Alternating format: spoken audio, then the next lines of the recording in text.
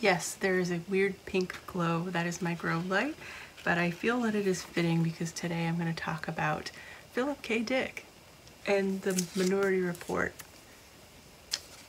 and other stories, classic stories.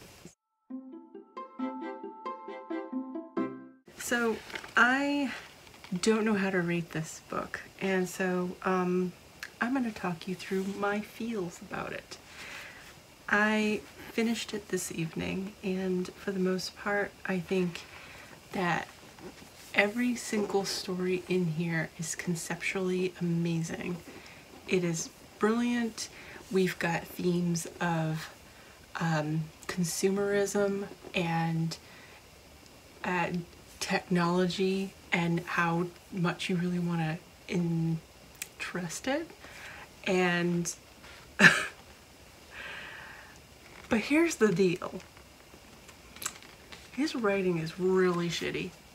And I mean like really shitty. I have tabbed this book significantly because these are all comments or notes that moments in this book that I can't help but reflect on. And I'm just going to read you some of the lines that I pulled from this book, and you can help me judge. This is from the story Service Call.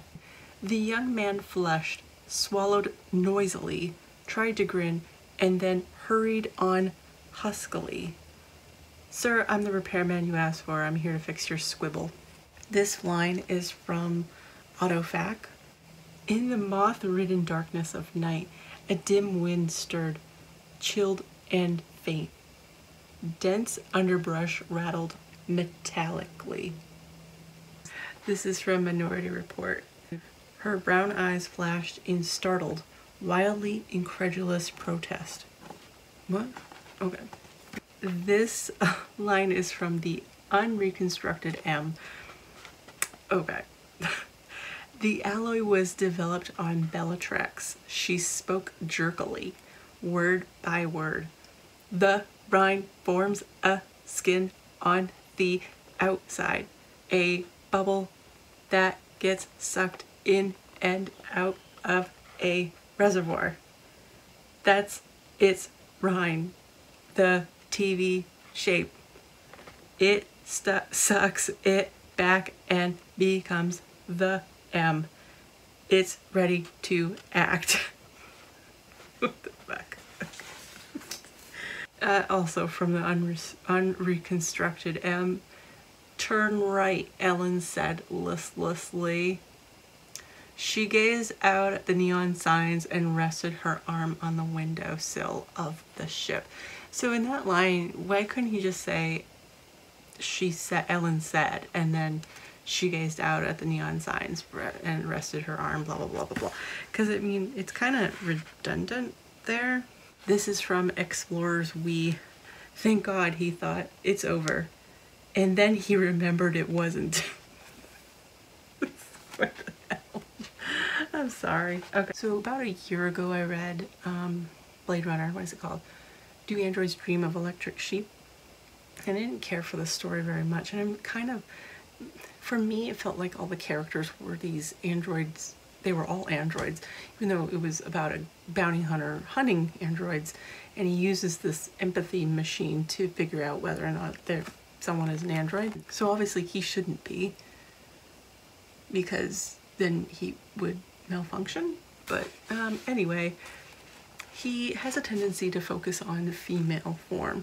The women that are in these books are crazy and a pain in the ass. In fact, I'm going to read to you this line that was actually written by James Tiptree Jr. And he did the intro to this, and he wrote, and yet his characters are seemingly designed to be ordinary people, except for the occasional screaming psychotic female, who's one of Dick's specialties, and is always treated with love. Yeah, they're always not psychotic, but they're always like evil. They always have some weird venture that you know, comes out at the end. You know not to trust a single woman in any of these stories. This book wasn't so bad in terms of the, I'm gonna call it misogyny. Very much is interested in female anatomy on the northern hemisphere of a female gendered human. This line is from Orpheus with Clay Feet. The girl behind the counter, blonde hair with dark green eyes, and a figure that impressed him more for its engineering aspects, its suspension, so to speak, smiled at him and said, "Our Mr. Manville will see you in a moment, Mr. Slade. Please be seated." Okay, and blah, blah, blah. He mentions in the notes that he was actually really fascinated by his daughter's Barbie dolls because they were always playing with their Barbie dolls, but he was really interested in Barbie, and it seemed like in a sexual way, I guess. So he very much likes that tiny, thin figure with giant. It feels like the dialogue is bad, the characters just have, he can describe people, but they're very generic and not, it's just to give you like, this guy has brown hair and that woman has blue eyes, and you know, and a really rockin' figure. World building, it's like hit or miss. You kind of get the idea that the places are desolate. It always feels like it's a dystopian time, but it's not always clear. And then the thing that I didn't like about the Minority Report, I gave that one, I think I gave that story 4 stars. The thing I didn't like about that story was that it's the passage of time is so disjointed. It doesn't feel like enough time has passed in order to embrace the whole gamut of the story. And I'm gonna read you, this is from his notes. PKD wrote this note. This was on his story From O to B Blobel, and that is, it was printed in 1963, and then it was written in 1963, printed by Galaxy in 1964. And he says, at the beginning of my writing career in the early 50s, Galaxy was my economic mainstay. Horace Gould at Galaxy liked my writing, whereas John W. Campbell Jr. at Astounding considered my writing not only worthless, but as he put it, nuts. That's actually what we like about his stories, is that they're so, they're not crazy, but their concepts are wild and incredibly inspiring. Like, if I were to give them a scale of like a 1 to 5, they would definitely be off that chart at a 10. I feel like in some ways this is the type of thing that keeps people from reading sci-fi, because the concepts are really outrageous, but and mind-bending in a way, but the writing is just so stale, and it just, this was a chore to get through. I'll be honest with you. I started reading this at the end of July, and I've been plugging away at it, but I think I'm settling in on a 3, because in terms of like writing, not good. Like maybe a 2 at best. It feels like a every single story, especially Service Call, that one was really atrocious. A lot of these stories really do feel like their first draft, just like he whipped through it and then someone just quickly did a beta read, kinda, and then they just left it at that. Yeah, it feels like I want to go through it and edit the stories, because they're just not quality. No, not at all. And then, but conceptually, my God, they're so brilliant. Autofac has to do with robotics taking over and overwhelming the environment.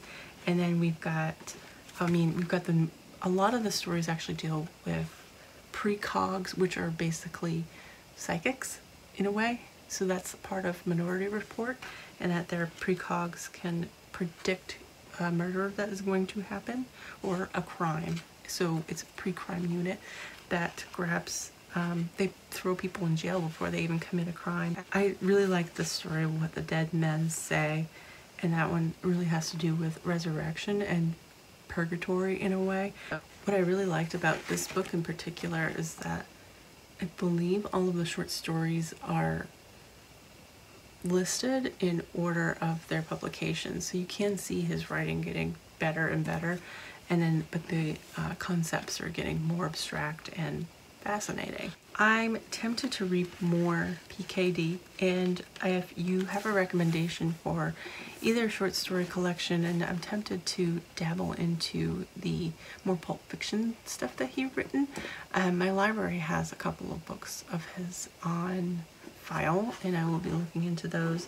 But if you have any recommendations for where I should go next, please let me know.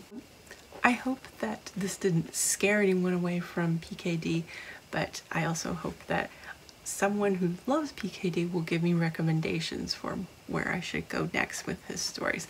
In the meantime, thank you so much for watching this video, and if you haven't already, please like and subscribe. I will be seeing you very soon, hopefully with more PKD reads.